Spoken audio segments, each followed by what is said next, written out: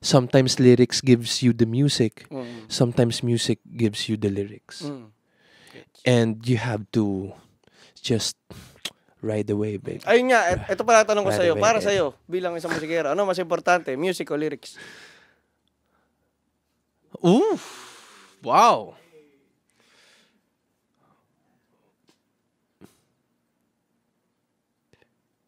Damn. Kasi merong mga music na walang lyrics na ang ganda. Mm. And merong mga lyrics na walang backing track na ang ganda rin.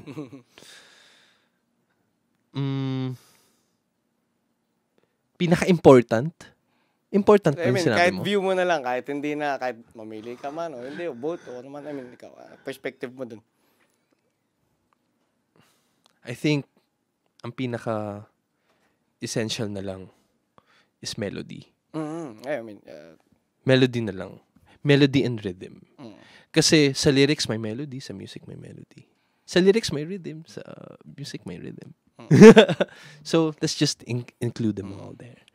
So, melody and rhythm in any form. Kahit flute pa yan, may rhythm yan, may melody yan. Yan ang pinaka-essential. Yeah. actually, kung sa music, pasok sa music yun.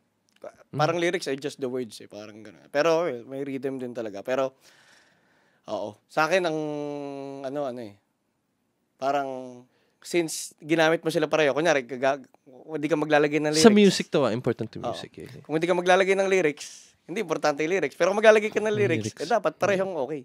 Parang napansin ko sa mga great music talaga, perfect na yung lyrics, perfect pa yung music. Parang, alam mo yan, parang, ako hindi ko namimili talaga ako na mas importante kasi parang, in the effectiveness of the whole eh. Para bang, Right. oo, na parang, ayoko rin kasi ng kunyari, yung mga kantang, ang ganda nga ng music, pero ang sabaw naman ng lyrics.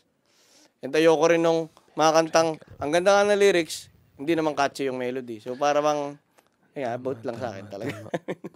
Parang, since maglalagay ka ng element na yon, dapat sigurado yung mga element na yon, maganda. Parang gano'n. Tama.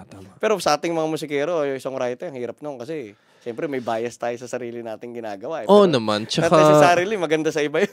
Tama. Yun din yung paano mo pa napapag-tie up yun? Paano mo napapag, yung nakikinig, yung listener side na passionate sa music, sa pagiging musikero naman. Kasi ako, nagiging struggle ko eh. Parang, minsan ang arte ko sa music, yung arte ko lang sa papakinggan ko, like, pag sa akin, hindi maganda. Pag maganda, maganda. Okay. Pero at the same time ako, yung skill ko bilang musikero, sakto lang naman. So, Oo, tama. Okay. Ang hirap na parang maging, kunyari, pagka may sinabi kang may pinarinig sa'yo, tapos di mo nagustuhan. Parang, ang hirap na parang, hindi ko talaga nagustuhan. Pero anong kinalaman nun sa pagiging musikero ko eh? Walang kinalaman yun. Yung perception ko lang eh. Yeah. Ikaw, paano mo inaano yun? Paano ko nakakomprehend yun? Oo. Or paano mong binabalance out yung... binabalance out yung skill sa... Tsaka taste. Tsaka taste. Oo. Well, yung taste is, parang it's part of,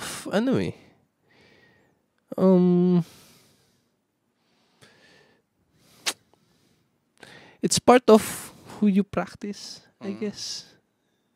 Who you practice. It's part of who you want to be. Rin. Parang meron lang glimpse na, okay, I like this kind of sound. And although hindi ko kaya yung gawin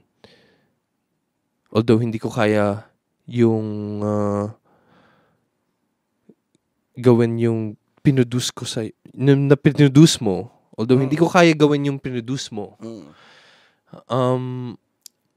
alam mo yun, I can have my own parang interpretation of that one. Opinion and interpretation dun sa kanta, no? Yeah. So, I guess it's just my taste feeds my soul. Gets, Yun na lang. My taste have the gravity to Sige. Songwriting class, right? Sige, let's go. So, yung taste ko, parang, ba't talaga yung taste? Merong EDM, merong Brazilian, merong mga Afro-Cuban na mga songwriting. Ang gaganda talaga. Tapos sa akin, OPM. Alam mo yun? Nararamdaman ko yung OPM in my blood. Pero at the same time, nararamdaman ko rin si Prince and itong mga... Oo, nung pinakinggan kita nun, Prince na Prince talaga eh. Kahit Mga- ibang kanta, Prince na Prince eh. No? Oo. And parang ang ganda ng interpretation ni Prince eh. So, yun rin yung mga pinapasa ko, which is kapag nag-songwriting ako, ang galing nga nung curriculum nila because they don't judge, you know.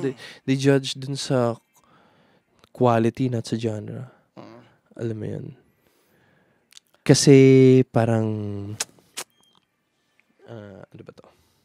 Parang may value yung production eh. Gets ako. In any shape or form.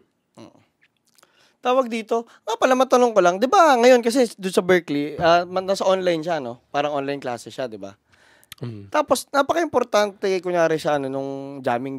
Ewan ko kung may ganun ba sa question. Pero paano nangyari yung collaboration sa classmates mo? Na... Send yan ng mga stems. Gano'n. Talagang sendan talaga ng stems. No? Stems and project files. Pero lagi pa rin merong collaboration. Meron dapat may collaborations. Kasi, I think, nag-start yung network mo dyan sa school. Totoo. And, puro Americans din yung mga... Hindi. Halo-halo rin eh. Assorted. May mga ibang Pinoy? O ikaw lang? May ibang Pinoy? May mga... siguro naka-apat lang ako na Pinoy. Ganun. Yeah. Na naging kaklase. So, medyo lonely doon, tol. Okay. Yeah, joke lang. Ba't kailangan Sa mo may Pilipinas kasama naman ako eh. Ba't lonely doon? Lagi mo nga kasama si Jaren, nalulungkot ka.